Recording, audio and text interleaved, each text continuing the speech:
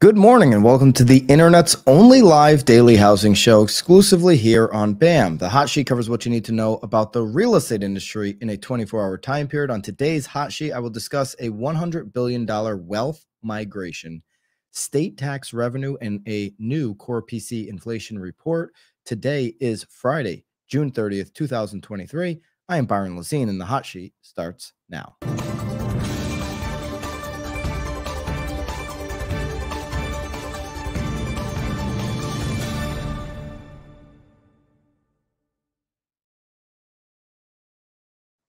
I would be thrilled here on the last day of quarter two, the last day of the first half of the year, if you could just simply hit that thumbs up button and consider sharing this with someone who cares about the last 24 hours in all things housing as we go into this 4th of July weekend. Little update, because the market is closed on Tuesday, no hot sheet, and also no hot sheet on Monday. So I'm not going to see you again until Wednesday. But let's get right into this report that I have.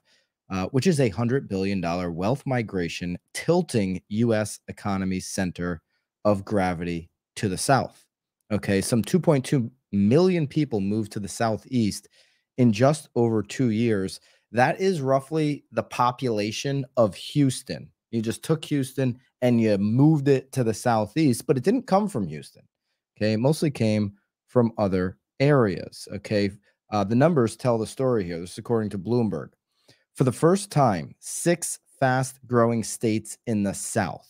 That would be both the Carolinas, Florida, Texas, Georgia, and Tennessee. I got it right? There's 6. For the first time, those 6 states are contributing more to the national GDP than the Northeast with its Washington, New York, Boston corridor. This is going back into the 1990s with government figures. The switch happened during the pandemic, and it shows absolutely no signs of reverting. What's up, Las Vegas? What's going on, Atlanta? Atlanta would be one of those areas benefiting from this switch that I'm talking about. Happy Independence Day. By the way, use coupon code USA to get BAMX, the lowest price we've ever offered, 15% off. That only goes through July 4th, so this will be the last time we get to shout that out.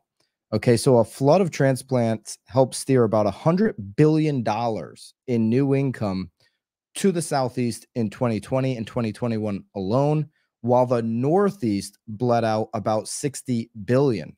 Now, I didn't contribute a lot to this figure, but I was one of those folks who took my primary residency to the state from the state I'm sitting in right here, Connecticut. By the way, Connecticut, if you're listening, I'm only here for 2 months, so I'm not here over 6 months. So don't try to come at me, CT, for those state income taxes. But I left Connecticut during 2020 and declared residency in Florida. Switched everything, schools, doctor, everything. Became a full-time resident of the state of Florida. So I was part of that 60 billion, a very, very teeny, itsy, bitsy speck of that 60 billion that bled out from the Northeast, and 100 billion steered down to the Southeast. The Southeast accounted for more than 2/3 of all job growth, just the Southeast across the U.S. since 2020. You see factory, Tesla factory, electric car factories, battery factories being built in the Southeast specifically. Okay, so almost doubling its pre-pandemic share in just a couple of years. And it was home to 10 of the 15 fastest growing American large cities. Today is a day I've got a whole bunch of downloads for you. Of course, all of the daily downloads in Hot Sheet are now in BAMX. That's the only place to get them. You've got to get them in BAMX. We have 15% off if you use the coupon code USA. Not only do you get my daily downloads, but you get all of our courses, all of our live streams, and the private group. And the biggest reason to get into BAMX today is not the 15% coupon code USA, which ends July 4th, but it's because you're being charged a fraction of the cost. Legacy media companies have been overcharging you for content that should be free on YouTube like this. We take this stuff to the next level on BAMX, where we actually show you how to do things, and we charge you a fraction of the cost. We think legacy real estate media companies have been ripping off the housing industry for years. BAM is here to fix it. And let's see what migration patterns have done to fix the Southeast. Okay, U.S. economic power on the rise, and this will show you the Northeast and the trend here in just a couple of years. I mean, look at this reversal. Now, to be fair, if we look at, say, about 2016 until the pandemic, the gap started to shrink, right? The gap was, there was already momentum before 2020 that was starting to shift out of the Northeast and into the Southeast. And then 2020 happened. And like a light switch, people made decisions to make that move they've been thinking about. Florida, Texas, Georgia, Tennessee, and the Carolinas shot straight up during those years, and the Northeast shot straight down. This is for share of GDP on this chart. Okay. Let's take another look at another way to look at this. Sunbelt leads largest population growth in the U.S. Net domestic migration, cumulative change from April 1st, 2020 to July 1st, 2022. The largest population growth areas would be drawing a circle around Charleston, drawing a circle around Orlando, and drawing a circle around Austin, Dallas, Houston. You can see where migration has been lost. That would be certainly out west in California, certainly surrounding Chicago, and then you've got some of this deep red purple color, which is showing migration lost in that, you know, New York, Long Island, Southern Connecticut, Northern New Jersey area, and even a lot of New York there experiencing net migration out. To be fair, Louisiana, one of the states in the South that has also experienced a net population migration out, according to the U.S. Census Bureau Economic Innovation Group. Innovation. All right, here's where some of the cities that have generated the most inbound billions of adjusted gross income for tax filers moving from other states. Miami, Florida, the biggest winner, of course, up close to 20 billion. Dallas, Texas at about 6 billion. Charleston over 4, close to 5 billion, and Jacksonville over 2 billion. Billions flying into these U.S. southern cities. Large U.S. cities have seen billions flow out. That would be New York City, negative over 60 billion.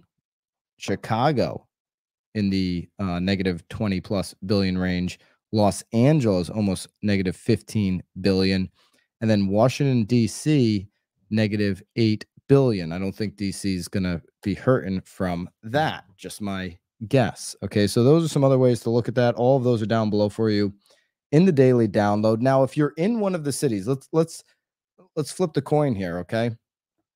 New York, Chicago, LA, Washington. Don't hide from this data if you're a real estate agent or an advisor. I'd use this type of information in a headline and explain maybe why, from your perspective, why this isn't that bad, or if you think it is a bad issue, why it is bad. Explain some of the benefits that you get in those areas despite the migration out. Maybe some of the migration out is helping affordability. Like, list what the benefits or some of the collateral damage is in those areas. Don't hide from what everybody knows is happening, which is an acceleration of people voting with their feet and moving to the Southeast and moving to these areas. Everybody knows it's happening. So don't hide from it if you happen to be in one of those other areas, okay? The U.S. 4 dominant high growth regions are in the South, Florida, South Atlantic, East Texas, the Southern Triangle. And you can see here domestic migration is the main driver. So that's migration within the U.S. moving to these areas, okay? Florida being the clear winner of all states. We've talked about that in the past, and on this dominant high growth region as well. So just fascinating here. To me, the biggest fascinating number was the shift. I didn't realize this. Obviously, I know that the migration pattern and all of that. But I didn't realize the shift in contribution to the GDP, Southeast now beating the Northeast. That's a fascinating number to me. It's something that I would not have, even given the data of the last few years, I would not have guessed that that is the case. All those charts again are down below for you in the daily download. And let's shift over now to um, another report from Bloomberg. Okay, so this is talking about state income tax. Obviously, if people are voting with their feet and moving into the Southeast, migrating there, that you're going to have an impact on state income tax. Okay, so California and New York led declines in revenue. You know, states don't make money, right? States here in America will tax their residents, and that's their revenue. And if they don't have residents to tax, or they have less residents to tax, they will have a drop in revenue. That's what's happened in California and New York. As we just saw in the previous chart, with migration out, there are now leading declines in revenue losses so far this year. Texas and Florida keep growing their coffers, okay, during this population influx. Okay. They lead the article here by saying California Governor Gavin Newsom for years had an enviable problem. His state was awash in cash. There's a California's got the seventh largest GDP in the world, right? There's 180 something countries. California is the seventh largest GDP. So you can match them up against countries and they're dominant with their GDP. So very enviable position. His state was awash in cash. Thanks to the booming tech industry and federal money during the pandemic, California was spending record amounts and still ran a surplus, almost $100 billion a year. Amazing. That's when Newsom, a rising star in the Democratic Party, sent checks of up to $1,050 to millions of residences. And the LA Times in an editorial declared him the luckiest governor in state history because of this surplus in cash. We know all the great tech companies that have HQ'd in California, specifically in San Francisco, which we've talked a lot about on the streams. Now, following the tech bust, which has happened in the last 18 months, and the end of COVID funding, the surplus has been replaced with a $32 billion deficit like that, forcing lawmakers to trim the state's lofty climate change program, delay funding, and increase internal borrowing. The problem is exacerbated in places like San Francisco, where they're faced with a $780 million deficit. We've covered that here. So all of a sudden, as residents have shown this 2-year trend of leaving, there has been an impact on revenue, despite the fact that many Californians would say, no, everything's fine. We still don't have a lot of inventory. This lost $32 billion deficit will have issues, right? Whether they're infrastructure issues, being able to invest back into the communities, being able to invest back into education, all these things, will have an issue. You can only borrow for so long on some of these problems. So California is not alone in this. If we take a look here, New York, Rhode Island, Connecticut are also among the states that have seen state tax revenue growth. State tax revenues decline, right? While other areas like Florida and Texas and the Carolinas and Tennessee, North Carolina specifically, Georgia, Alabama, Oregon has seen growth. South Dakota has seen growth. Maine has seen state tax revenue growth. Many states have, interestingly enough, seen tax revenue grow. California is, and it depends on, let me go back to that. It depends on how they were set up. So think about Florida for just a second. Florida has that migration coming in, okay, but they don't have state income tax. So how is their tax revenue growing? Well, they've got more people living there than ever before, and they have a sales tax, a pretty high sales tax, I would say. And then they've got a state that is obviously one of the most desirable states for tourism. So the more tourism that comes in, the more residents that come in, the more people are spending inside of that state, and the more they continue to collect on that sales tax. So they have a model where they don't take from people's personal income. They leave that to the federal government, and they make they set up a state where they're going to attract a lot of people spending a lot of money, and they get that sales tax. Now Texas has an extremely high uh, now they don't have a or a personal income tax either, but they have extremely high real estate tax. So they've got that, they've got the sales tax, and they've got a migration going up. Okay, a lot of depending on how the states are set up, you can see the states that did not have tax revenue growth that have really high state income taxes: New York, Connecticut, Jersey, California, Illinois. These states with high state income tax are seeing tax revenues decline. Interesting. You would think, hey, they're able, to tax income where these other states are not, but yet they're seeing tax revenue decline.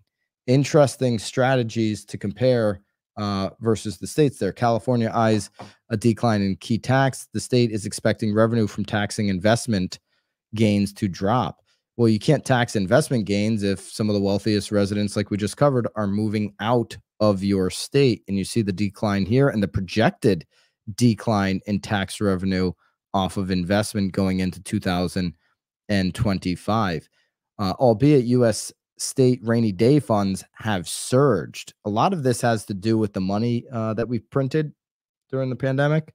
Rainy day, all these states got money every state got money from the federal government, ended up in the rainy day fund because, oops, we didn't really need all that money. So it's just kind of sitting there. So a lot of states' rainy day funds are doing quite well, upwards of over $160 billion reserves that are expected to help states weather a potential economic downturn. So they may be tapping into that money now here in the next couple of years. The Fed printed the money, and now they're going to obviously try to get that money off the streets. They're working very hard to do that. And we do have an update on exactly what the Fed might be thinking right now. Dawn says if Texas was a country, it'd be the ninth largest economy in the world. And again, California would be the seventh. So absolutely, California and Texas are, when you're talking about global economics and global finance, Texas, California, Florida should be in the conversation just based off of the sizes of those economies. Okay. The Fed has a key Fed inflation number that just came out today, and it shows that prices rose just 0.3% in May. Inflation pressures eased slightly in May. This is great. We cannot see a report right now, can't afford a report where inflation goes shooting back up. That's going to make investors very nervous. It's going to create fear for the Fed. The Fed does not want to see a reversal on inflation. They want to see continued, even if it's a slow bleed, they want to see continued downward trend of inflation. And this core PCE number is one of the numbers that they look at the closest. Okay. So according to the Commerce Department, just this morning at 8:30 a.m., the personal consumption expenditures price index, a number closely watched by the Federal Reserve, increased 0.3% for the month when excluding food and energy. Okay, a number that was in line with the Dow Jones estimate. So meeting expectations is good in this environment right now. Above expectations is bad. We met expectations there. So-called core PCE increased 4.6% from a year ago, which was 0.1 percentage points less than expected. So core PCE actually a little less than expected. Very good. In April, the index rose 0.4% for the month and 4.7% from a year ago. So you can see there, we only rose 0.1% as opposed to 0.4% year over year, 4.6 now to 4 instead of 4.7. So really good. When including volatile food and energy components, inflation was considerably softer, up just 0.1% on the month and 3.8% from a year ago. Even better. Those were down respectively from 0.4 and 4.3% increases for April. So everything looking per plan, slowly trickling down here on these inflation numbers. While inflation pulled back a bit, spending rose just 0.1% for the month, below the 0.2% estimate. So spending coming in softer than expectations. Good.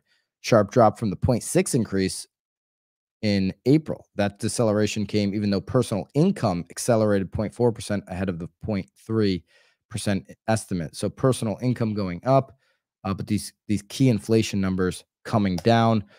Traders before the news came out had priced in an 87% chance that in July the FOMC will actually do a quarter point increase on the federal interest rate.